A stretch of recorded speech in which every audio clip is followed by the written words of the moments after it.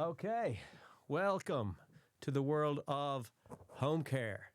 Today we are paying wages of the mostly girls, actually, a few men, but mostly girls who, and when I say girls, I mean ladies, of course, who help us in terms of taking care of elderly and vulnerable people in their own homes. We do that in County Meath here in Ireland, in both Kells and Dunshaughlin. We do it in England, in Sheffield, and in North Lincolnshire, in two locations in North Lincolnshire, Scunthorpe and Barton upon Humber. So if you or your loved ones need somebody to provide care and support in a dignified and compassionate way in those locations, then please, by all means, reach out to me. Now, what I'm doing here is going through, I do this every week because we pay weekly. And that's because sometimes, it's not necessarily the highest paid job in the world. So people like to get paid on a weekly basis. And it's actually, something that's attractive for people in terms of, if they can get paid weekly as opposed to monthly. That's a reason why they might want to opt for this job as opposed to another one.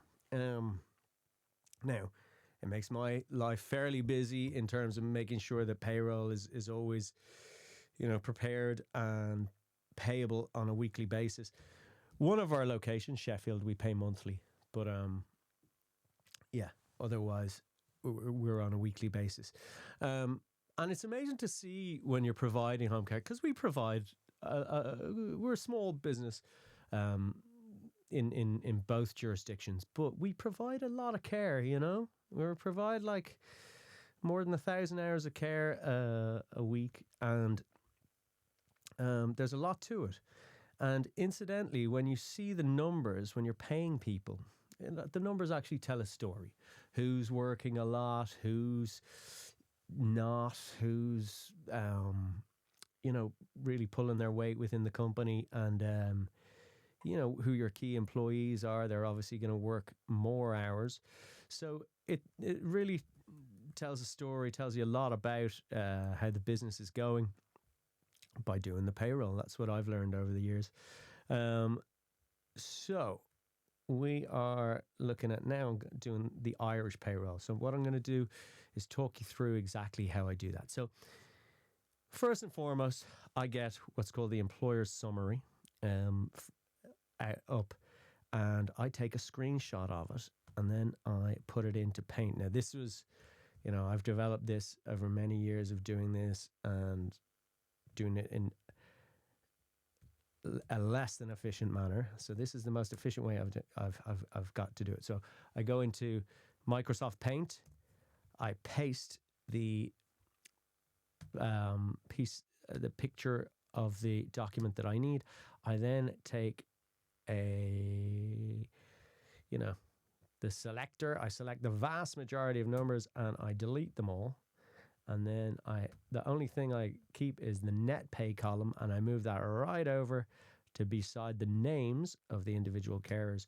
And now I've just got the names and the net pay, and I can whiz through it as quick as possible. Make it big, and I'm logged in to the company bank account. And as always, every week we start off with Margaret. Now, Margaret doesn't work that much for us. She's an older lady. But by all accounts, I've heard great things about Margaret. For the little amount of care that she does provide for us, I have no complaints. And she's been working for us for many years now. Maybe 4 or 5 years. You just always have to find the name.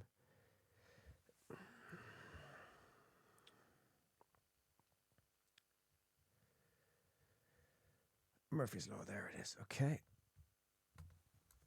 And then I copy and paste the word wages, because I'm going to go. So we have about 22 staff maybe in Ireland. So I pay the number, click yes, click next. Now, incidentally, when you go through bank accounts these days, especially in Europe with the SEPA system, you will see that it matches up the account that you're paying into with the data that they have on hand to make sure the name matches and stuff. Now, one element of that going forward is that the LEI, the legal entity identifier, is actually going to be utilized going forward in a thing called verification of payee. Right? Now, the aspect of the LEI that we are interested in is the verifiable LEI, which is a cryptographic version of a number that identifies a company on an international basis. Underpinned by 300 pieces of legislation and regulation across 45 jurisdictions.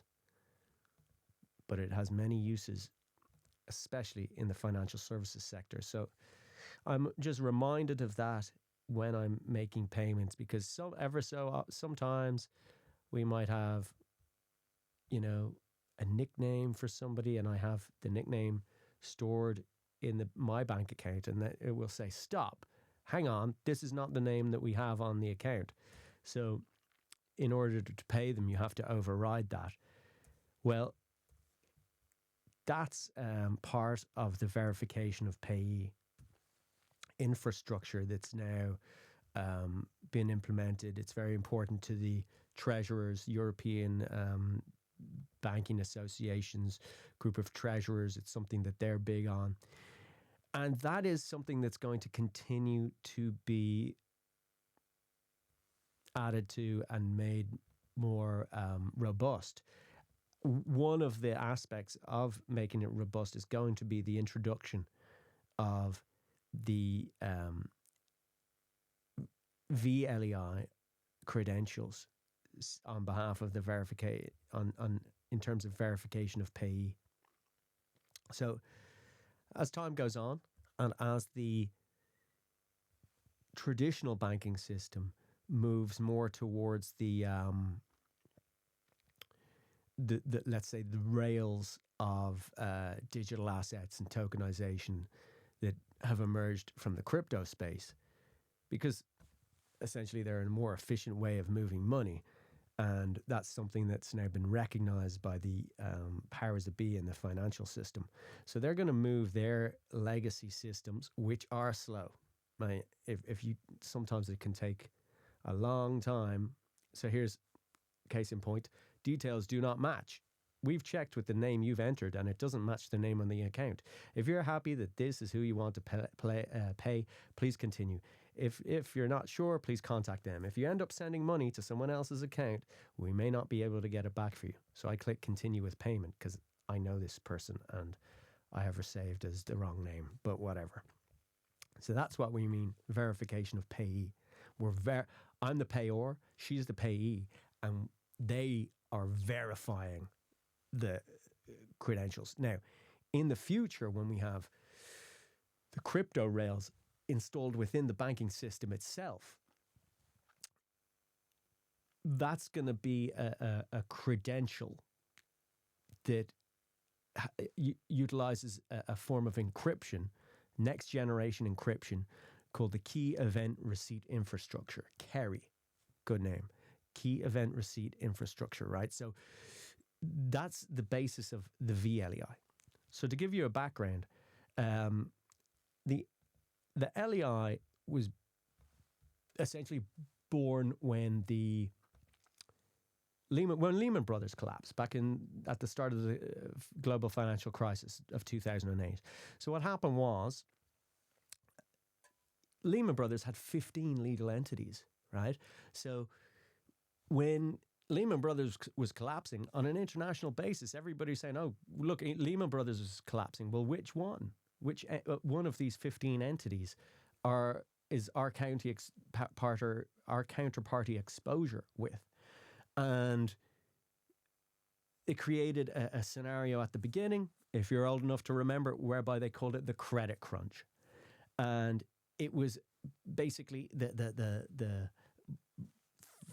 money stopped flowing for a time while they had to ascertain, well, right, which legal entity as opposed to another one, especially because in somebody's internal system they might have it spelled out Lehman Brothers, and in someone else's they might have another, or in the same company they might have another account that says Lehman BROS dot. And you know, there were many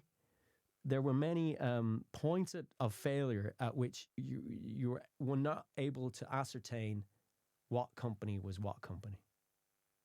Hence, the legal entity identifier was born. There were many identifiers, but this was an international one that came from that. And essentially, it's a passport number for companies. So when you, like the company's registration office number in Ireland, that doesn't mean anything even in England. That certainly doesn't mean anything in Uzbekistan, right? However, the LEI remains the same, and it denotes a legal entity, a company, an organization, whatever it may be, that there's no way to get around it. This company is this company. However, it's analog. It's just a 20-digit alphanumeric code. So anybody can have access to those details because it's public knowledge. So how do you prove that you are that company or that you are acting on behalf of that company? Well, that's when a new version of the LEI, the verifiable LEI, comes in. The VLEI is essentially an encrypted credential that demonstrates that you, if you're a director, if you're a member of staff, or if you're an AI agent or a device, a remote sensor, for instance, that you operate on behalf of this organization. And it's bulletproof in terms of the encryption. What we have done actually is we have a patent pending on mapping those credentials to a digital wallet. And if you have those credentials mapped to a digital wallet that denotes the company, it's the company's digital wallet. Perhaps they do their payroll through it. Perhaps they monitor data moving through an oil refinery through it. Perhaps they are securing their supply chain through it.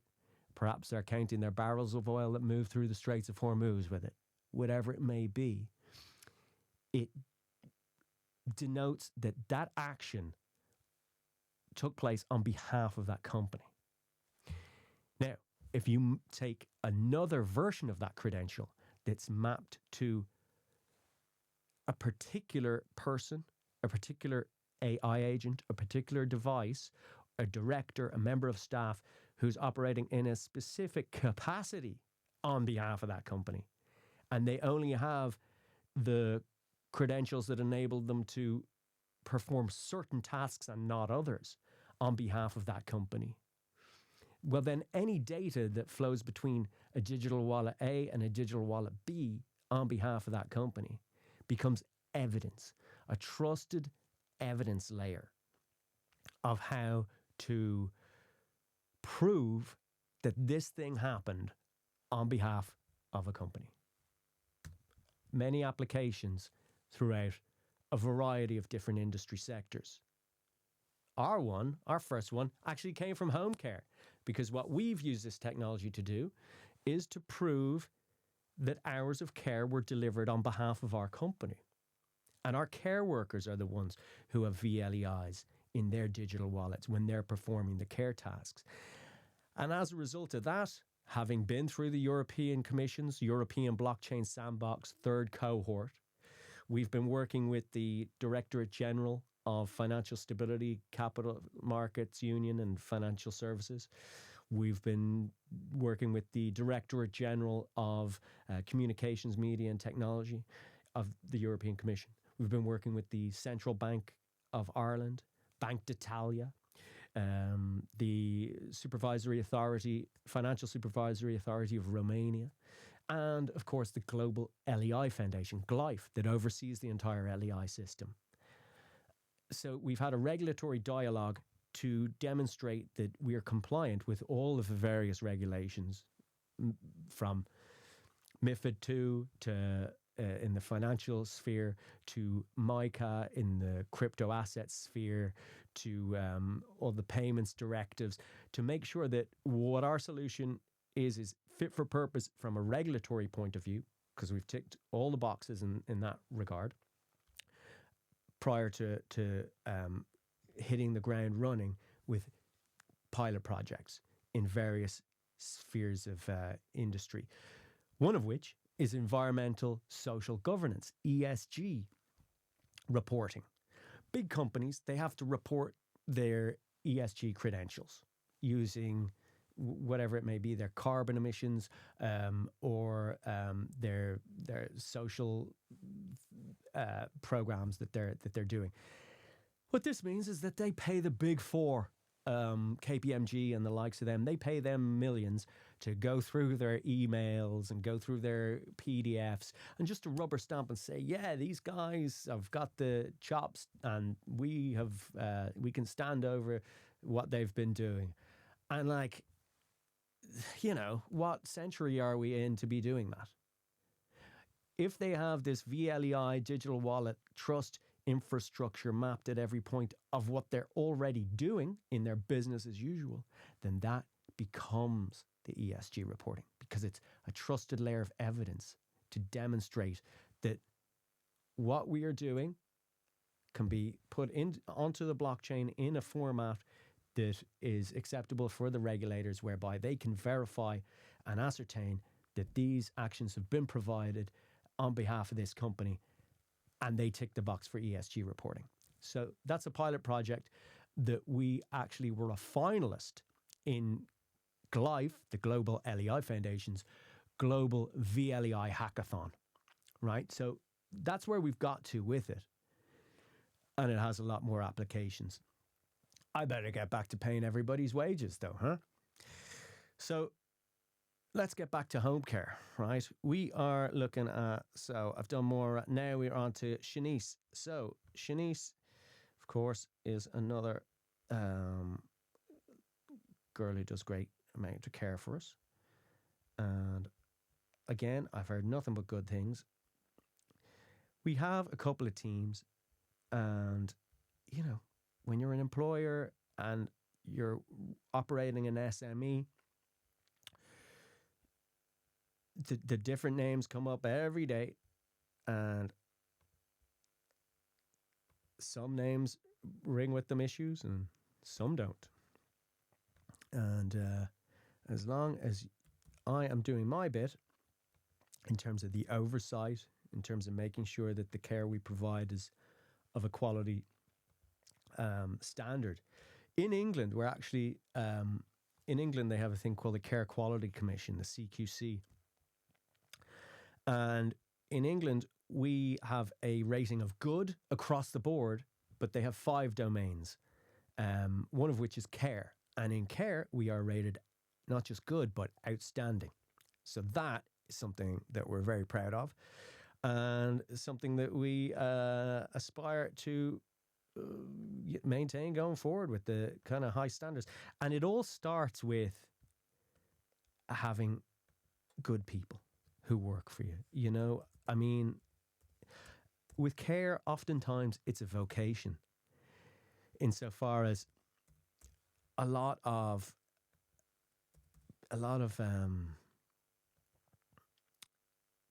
people who provide care and support for older and vulnerable people in their own home, or disabled people, they do it because they love it. They're not necessarily motivated by money, but really by like, I have heard it said that some people say it doesn't feel like work to them. No, it is hard work.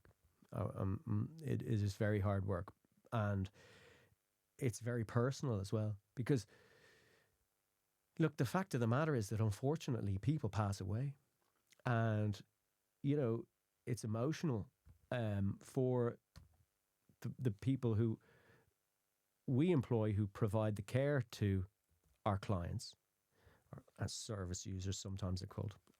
I'm not sure about that term. I kind of like the term clients, because they are our clients.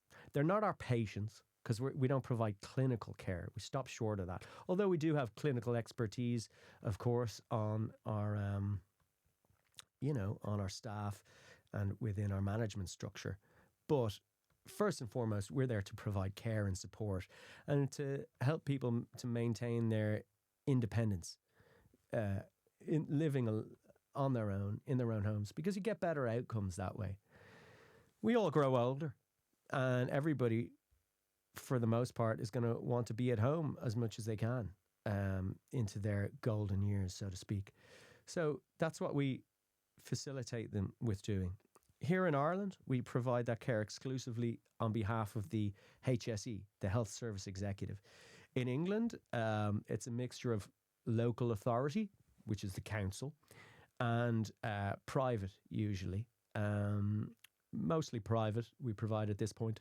And then sometimes the NHS, when when people have particular challenges, when they're particularly in a vulnerable state and they need a lot of care because they have difficulties. Well, then that's where we come in and provide care to them, in concert with the National Health Service of England, the NHS. But generally speaking, that would be a minority of the cases that we deal with. We've got about 54 staff at the moment across the 5 locations in 2 jurisdictions. We've got say over 100 clients, and it keeps us busy. It keeps me busy, I'll tell you that much. We're in the middle of putting a new software system in, because we've had challenges, and I'm also integrating the software system with care credits, which is an aspect of the project I mentioned concerning the VLEI encryption, because we want to be able to deliver bonuses in a tax efficient way to our staff based on the amount of care that they provide, and give them like an incentive scheme. Ultimately, we'd like it to whereby they can get a discount at the supermarket checkout to help with the cost of living, especially in these turbulent times with the price of oil rising as it has, because that has an impact on this business, because we operate in rural areas. So our staff have to drive there. So, of course, we have to pay for the mileage, and that extra price at the pump has a knock-on effect with our day-to-day business. So that's something that a challenge that we're going to have to address, because care is it's a good business insofar as there's no shortage of work, there's no shortage of demand. Demand essentially outstrips supply. So because of the aging demographic, you have a load of people who need care into their older years, and you don't have that many people who, like, it's not necessarily a glamorous job. While it can be a vocation, a lot of people, sometimes they would rather work in a coffee shop or whatever it might be, which is fine. But it means one of our main challenges is recruitment of staff, and then when we do recruit them, retention of staff. Because look, it's heartbreaking when you go through a process of recruiting somebody, training them up, and then after a few months they throw in the towel. That's obviously difficult from our perspective, but like it's not for everyone either, because we provide personal care as well, and it's not without its challenges. So there's that aspect, and then there's the aspect of what we do in order to address those challenges, one of which was this care credits project, with the LEI, the VLEI at the heart of it, which for the purposes of care was completely over-engineered, but because I had a background in the LEI space and in the provision of LEI issuing software platforms to stock exchanges and central banks um, throughout the throughout the world. So this was something that I brought to the table here with this care in order to address the recruitment and retention challenges that we face. Having said that, all of our like the majority of our staff have been with us for years, long term, um, and they always form the core of your team, and you get some really good ones. Like I just the lady there I just paid, Maggie. She's just been brilliant. She's really brought a lot to the team, and I just I'm so appreciative to them for the work they do. I actually like paying wages because, obviously that's the way you say thank you to people for the work that they've done, is by putting money in their bank account. So, yeah, it's actually something that well, of course, it's our cost of doing business. We can't make any money without the care that these ladies provide on our behalf. So, of course, they earn every penny and more, and I'm trying to get them more through this Care Credits project. But yeah, we had a Christmas party before Christmas there, and great to see a collegiate spirit amongst them. Lovely, lovely people. You have to be a lovely person, really, to do the job, and I have the utmost respect for them. I really have to say, I really do. I think that it's something that, you know I hope to, as a Catholic, when my when I'm in the when I'm being judged for all the things, and I certainly don't have a clean slate there. Maybe being involved in providing care might be something that gets me through the gates, huh? So that's one of the things that I take solace in, is that from all the things you can make money with, providing care is a pretty good one. Because sometimes we might be the only visit that these folks get in a day. It's a function of how society has, uh, evolved, whereby people don't necessarily live as close to their parents as they used to, and they need a third party to come in and provide that day-to-day care that would have been fulfilled by the family, a role fulfilled by the family in days gone by. It's just not there anymore in the way that it was. Not in every instance, obviously, but there are challenges to the modern world.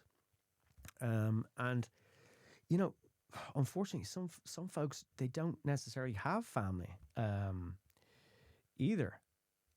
So, that's something that we encounter as well. Uh,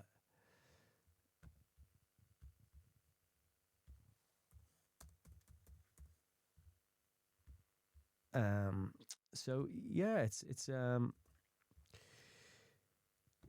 providing care really opens your eyes to a lot of things, and the thing is, it's 24/7, 365. Like, we provide care on Christmas Day. We provide care every Sunday. It's starts early in the morning and it ends late at night. And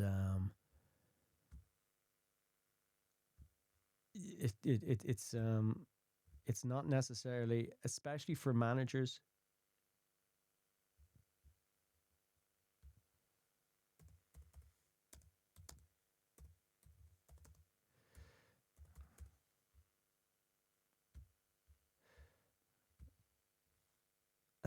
Especially for managers, it's something that they can actually face a bit of burnout sometimes.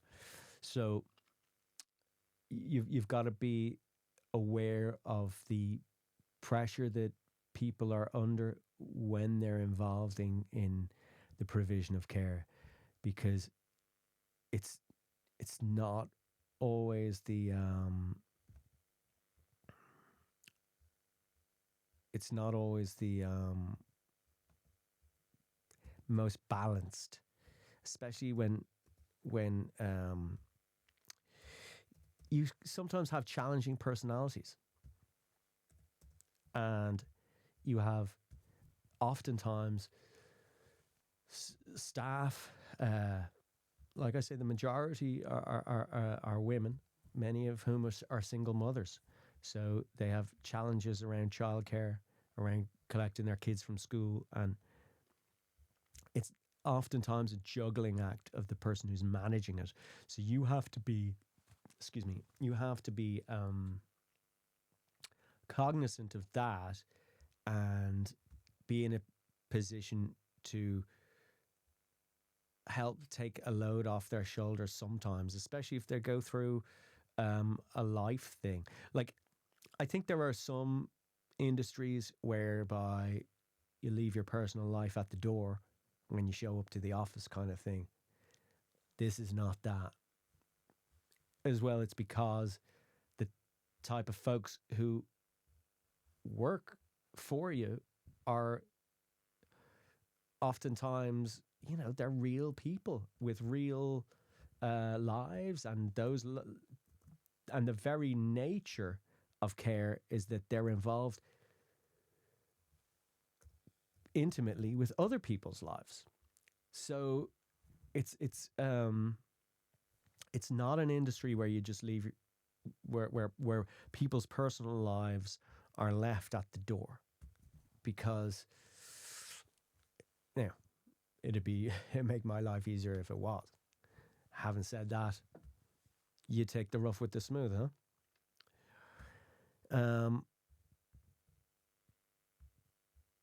Yeah.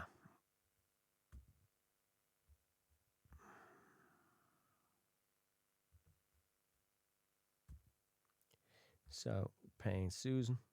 Susan is great as well. Geez, I've no bad words to say about any of my staff, huh? Why would I want to? They're all great. And the ones, okay, and the the where the challenges arise is um because it's not always smooth, as I was saying. And I think that a way to, what I've learned recently, and I wouldn't have been the greatest at this always, but going forward, or what I've learned is communication is key. The more you communicate with everybody, the better. I used to kind of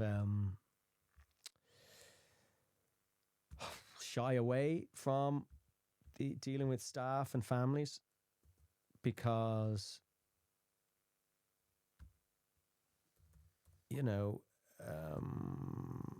I had other pots on the boil.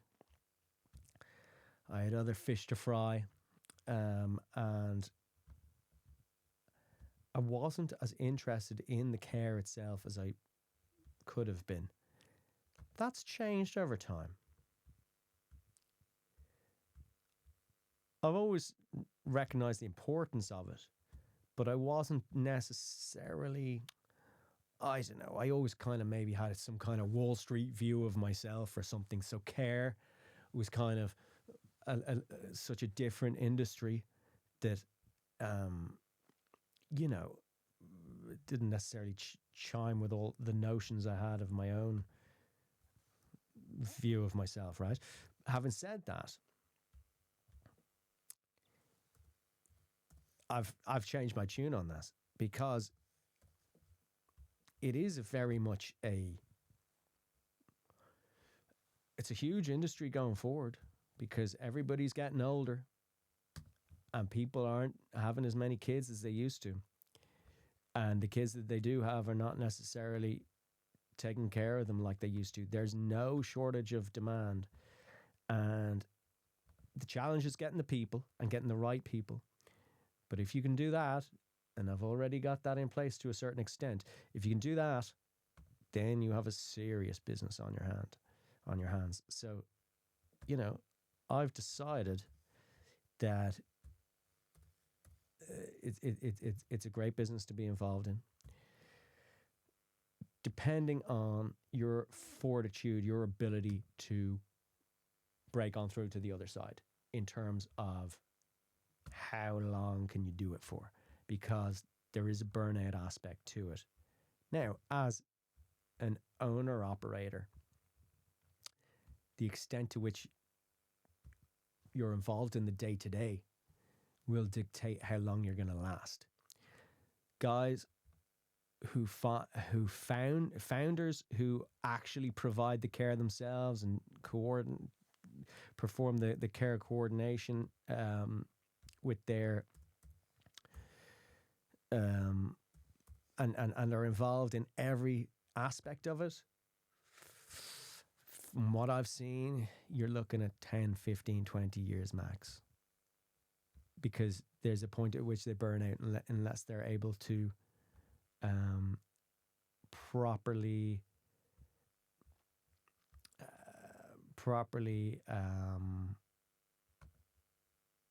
remove themselves from the day-to-day, operate on the business, not in the business, as they say. But I didn't come at it from that angle. My first foray into it was actually through mergers and acquisitions, hence my kind of Wall Street mindset on it. I actually went to Dan Pena's castle. Don't know if you know Dan Pena, but he was the man who essentially taught me how to buy companies. So with mixed results in my case, but that's how I got into home care at the very start of the pandemic, actually. I'd already been involved in another high street business in acquiring those businesses as a result of going to the castle and learning mergers and acquisitions. But I didn't when the pandemic happened, there was a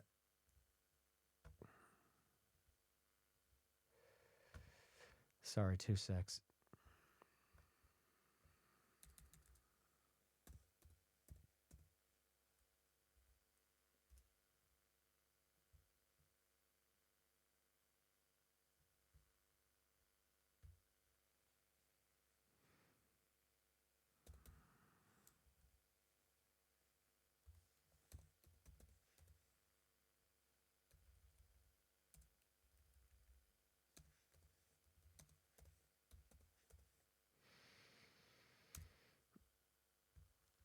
Okay.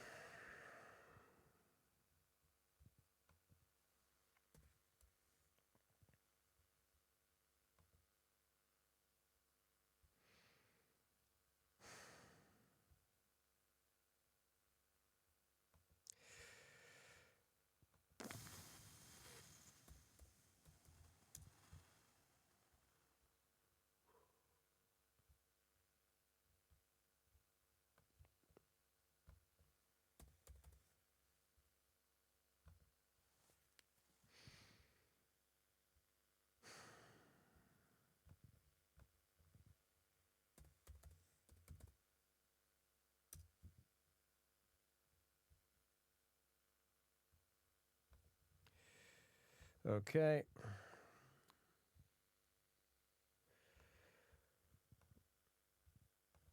Right.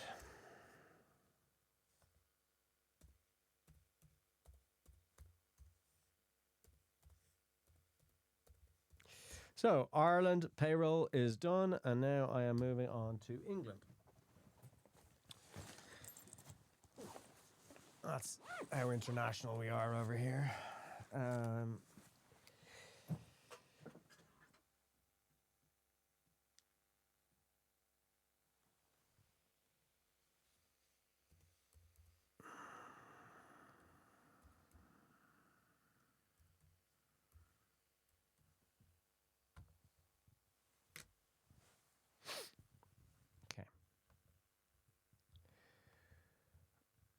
not doing it my usual way. Oh, that works.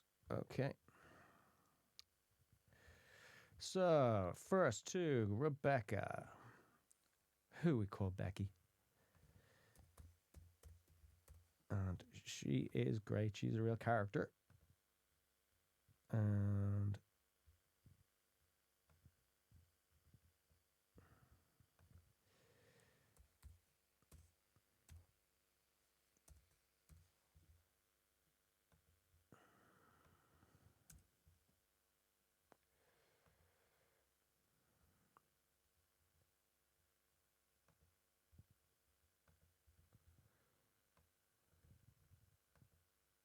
I've quite an annoying bank in England. It's called a cooperative bank. When I first acquired this company, so going back to the pandemic, when I switched to home care, I started that on the 1st of April, and I put pen to paper to buy this company on the 8th of August 2020. So April, May, June, July, August. 5 months later, I owned this company. Now, I overpaid for this company, but I just wanted to get the deal done. That's what'll happen. But you need to. It made a lot of sense though, because as a result of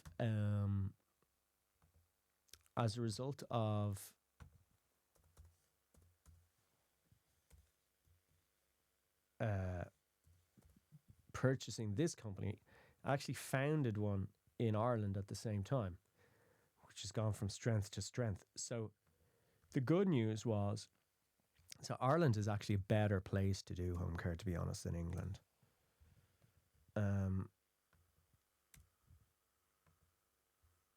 And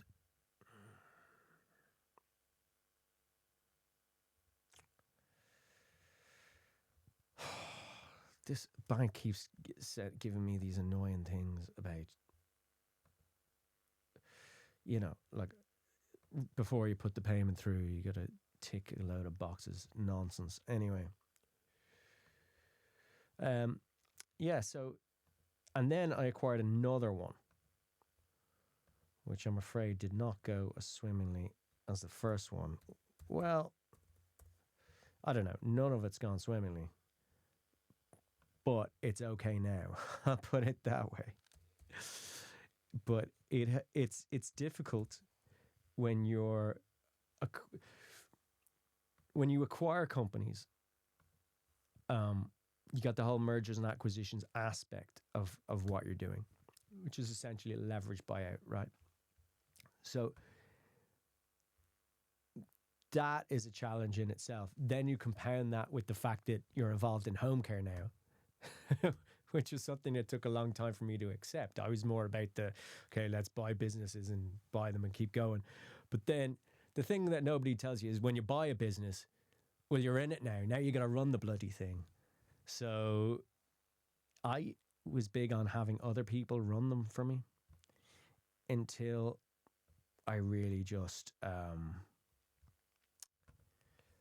it was the last time a manager left, I just said, look, I need to do this myself. And that was 3 months ago. And I tell you, world of difference when I just decided that. World of difference in terms of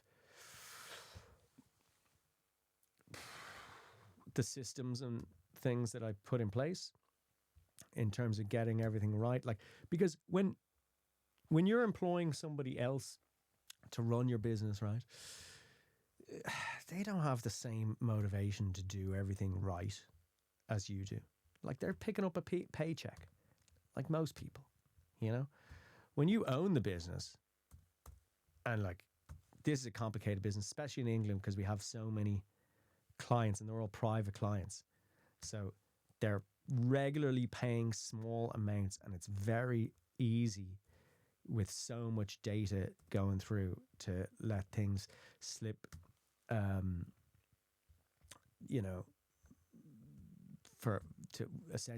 miss payments And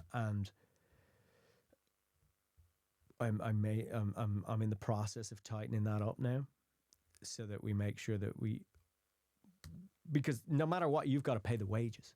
So I've been paying the wages for years on every hour of care that's been delivered.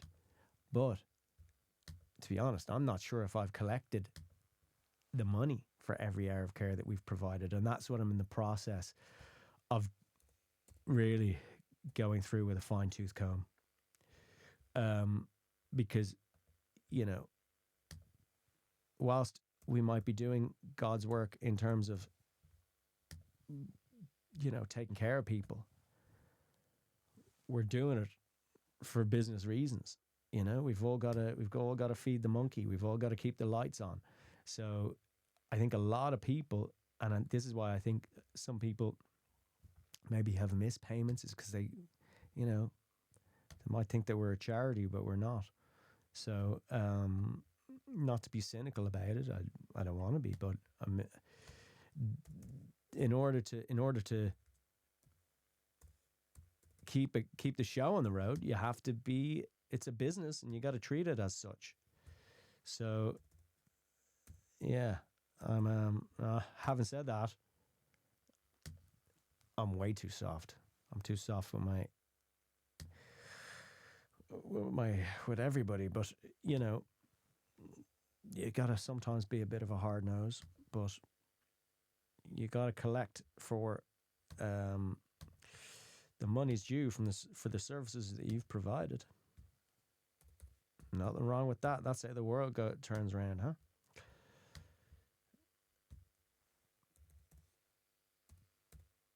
Sarah, she is great. They're all great. Even the ones who aren't great are great.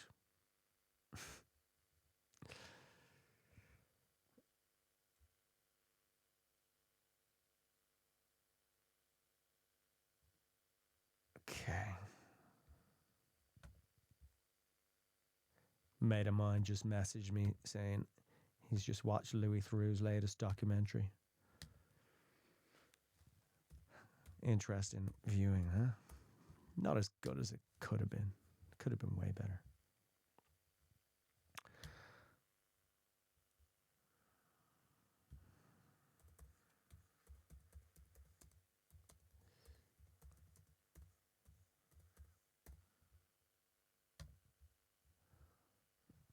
Okay. Okay. Roxanne, who's done brilliantly. She's been doing the wages, and I've had very good reports insofar as all of the wages have been correct. Oh, you do not want to get the wages wrong. I'll tell you that much for free. You will hear about it. But sure, that's all. That's why my obligation as an employer is to make sure that everybody gets paid.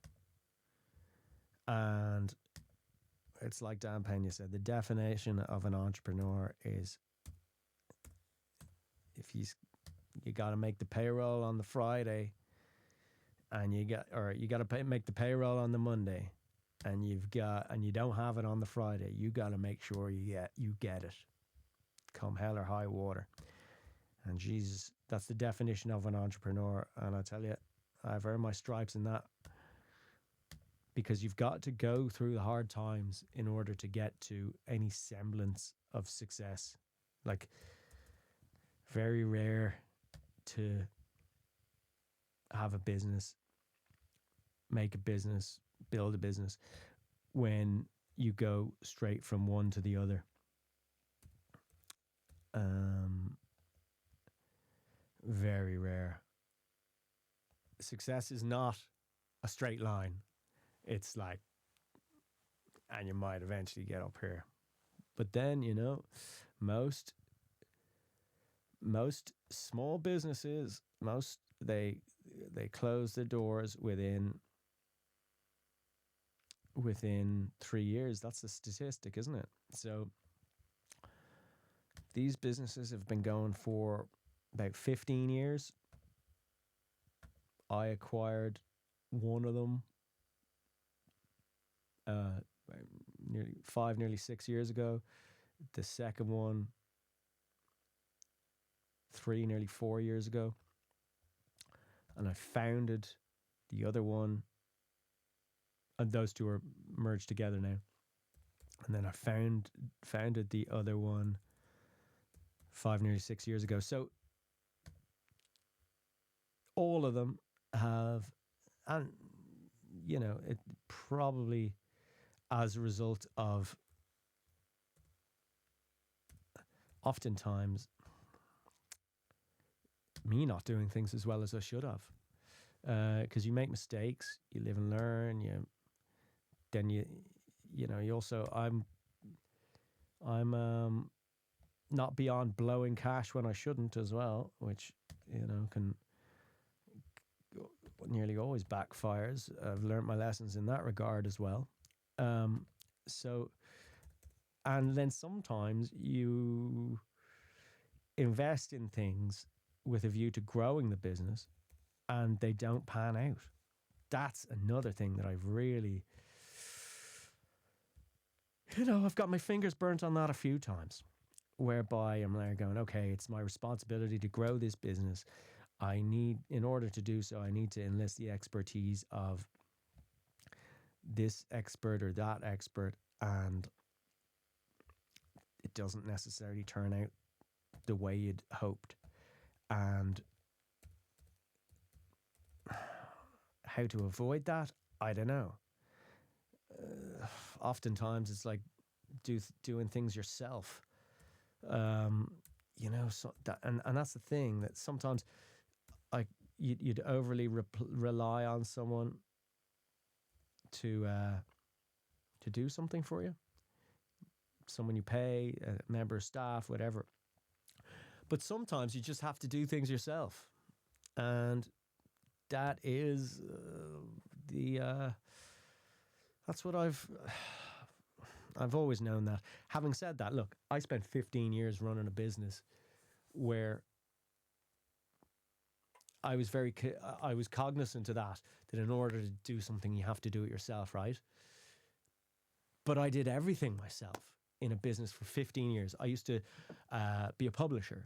I used to produce reports about trade and investment in emerging economies. This was the best business. CEO Financial. The glory days. I started that when I was 23, based on a job I got when I was 22 that sent me around the world interviewing chief executives and selling advertising. It was brilliant. So, it was brilliant. That's how I came up. But the problem with the business was eventually it didn't pan out. It worked for 15 years. But then there was the global financial crisis, the rise of Google Ads, and the decline of the print industry, which essentially all three of those converged to just change the game. I kept beating a dead horse for a few years after that, but it was never the same after that. Having said that, I had some glory days with it, and I look back on those times with rose-tinted glasses, to say the least. But one of the mistakes I made was that, look, I'm maybe a jack of all trades to begin with. A jack of all trades is a master of none, but better yet than a master of one. A lot of people don't know the end of that one. So being a jack of all trades, I essentially was doing everything. Taking the photographs, selling the advertising, writing the articles. I stopped short of doing the design, although ultimately I did end up doing the design at the very end. But I remember I was in the IDA Ireland. I was in a meeting with IDA Ireland, which is the investment promotion agency of Ireland, which brings in foreign direct investment, usually from America. And they were going through my report I'd made about Abu Dhabi back in 2010. And he goes, so who wrote all the articles? And I was like, me. He's like, and who sold all the ads? And I said, me. And he goes, and who took the photographs? And I said, me. He goes, A Renaissance man, eh? And I was like, yeah, you got it, pal. Anyway, I remember that one. But yeah, I did everything myself, and I don't necessarily think that's the way to go either, because that slows growth. And if you're not growing, you're dying, as they say. So growth is the name of the game. And the reason being, if you present to anyone, to investors, to a bank, even if you're looking to get a loan, and you present a set of annual accounts and it's got one number on it, and then the following set of annual accounts has a lesser number on it, well, then you're not growing. Then that's a different business, and they will make their judgments accordingly. Because when anybody's looking at a business and ascertaining if it's a healthy business or not, the main thing is that, are you making more money this year than you made last year? And if you're not, that's a major red flag. So hence, now, you know, sometimes you can explain it. Like if it's the global financial crisis happens, it's easy to use that as an excuse sometimes. But in general, that is how business is viewed. So if you're doing everything yourself, if you're a one-man band, then your ability to grow is restricted, because you don't have that much bandwidth to bring on new business if you're the one fulfilling all of the requirements of the existing business. It all comes down to sales ultimately. If you can sell, you'll never starve. That's what my first boss said. Now, he was quite the inspiration. He used to come into the training room like a whirlwind, and he might say the exact same words that I would say, but they were different when they came from him. It was an energy. A lot of sales is an energy, and the most contagious energy is enthusiasm. Always remember that. If you're enthusiastic, you'll be able to sell, because it's contagious. If you're enthusiastic about something, about whatever you're selling, then the person you're speaking to is going to pick up on that, and they might get enthusiastic about it as well. And at that point, you might have a deal.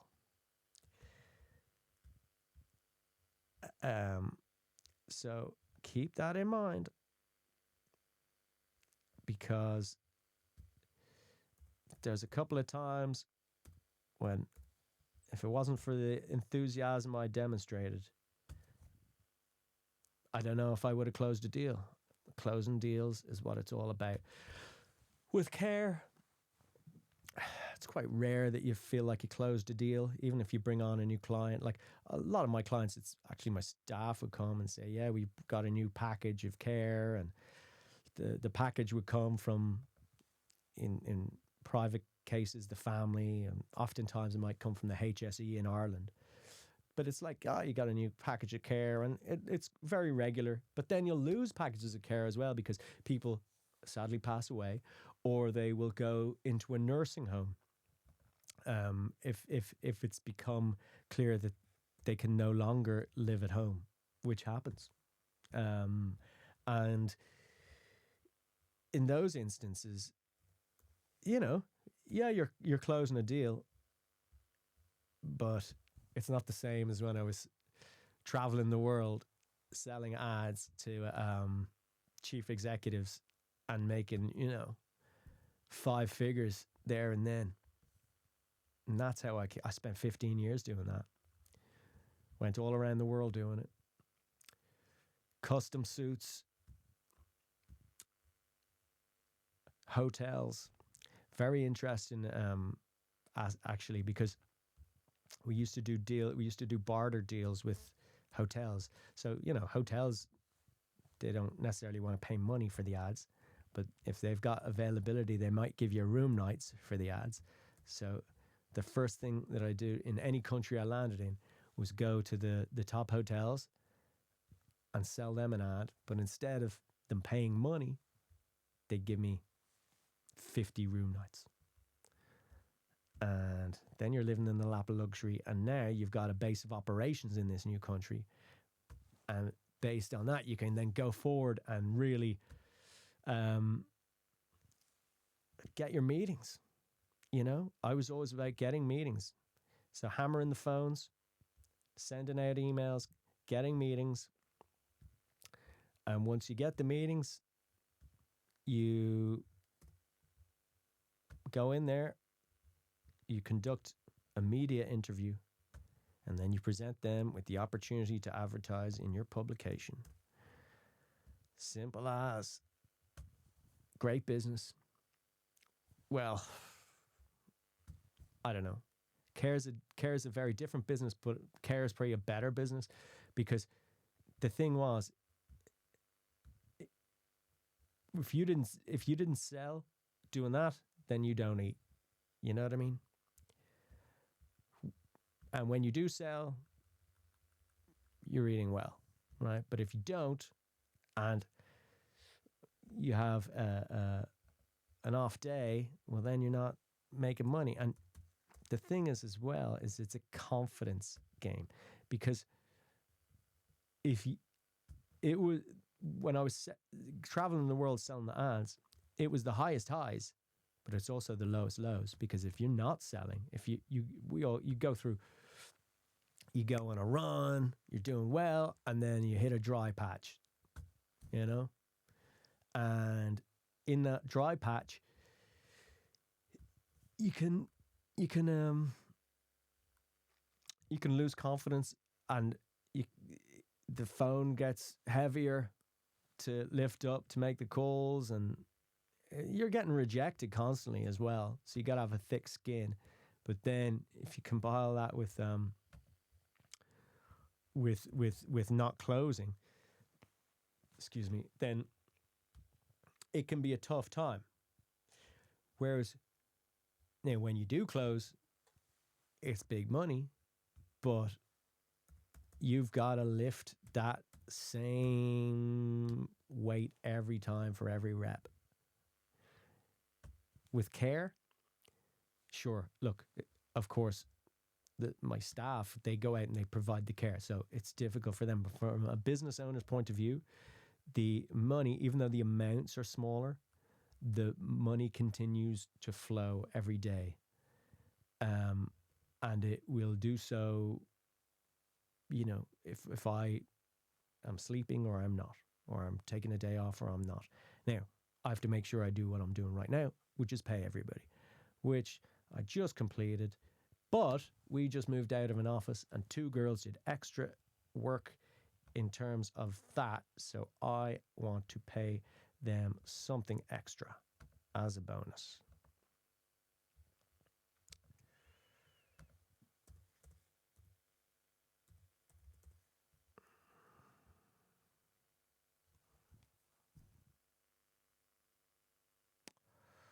Okay.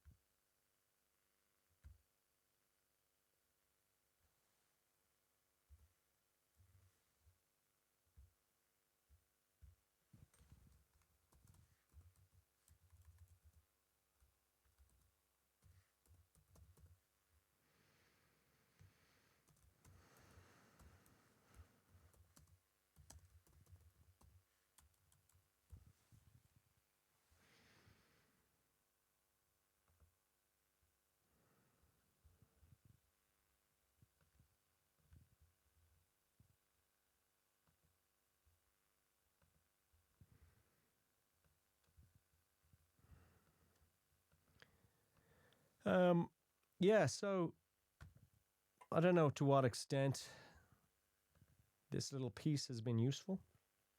I hope it's been useful to somebody.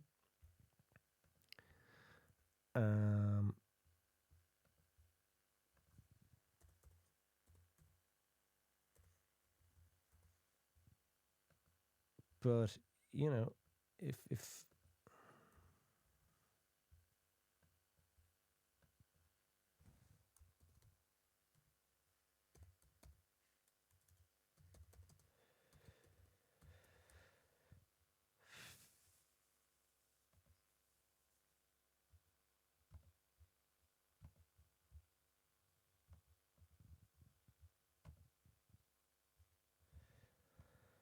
See, I'm probably paying too much bonuses for this.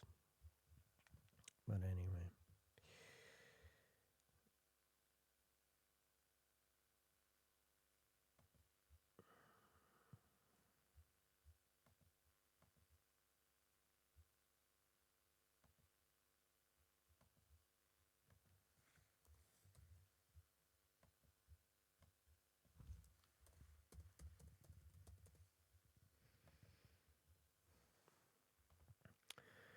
Look, to be honest, they helped me a lot in terms of moving that office. So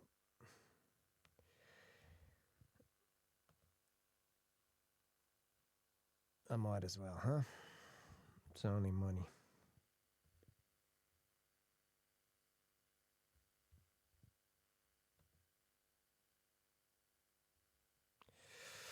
Alrighty. So that is the payroll done of the home care company. And, you know, I hope that makes sense. I hope it's of value, of use to somebody. And yeah, if you want to know more about it, reach out. Let's see what we can do.